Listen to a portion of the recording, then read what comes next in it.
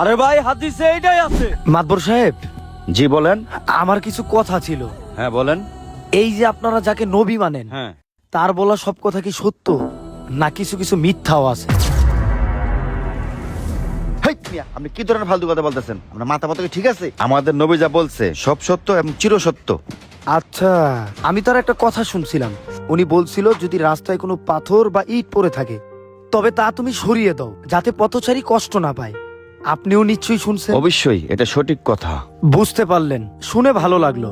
গত 3 দিন ধরে আপনার গাড়িটি আমার বাড়ির সামনে পড়ে আছে। আমি যখন আমার দাওরানকে পাঠাইলাম গাড়িটি সরানোর জন্য বলতে, আপনি তখন তাকে বকলেন এবং মারলেন। এতে কি আমাদের কষ্ট হচ্ছে না?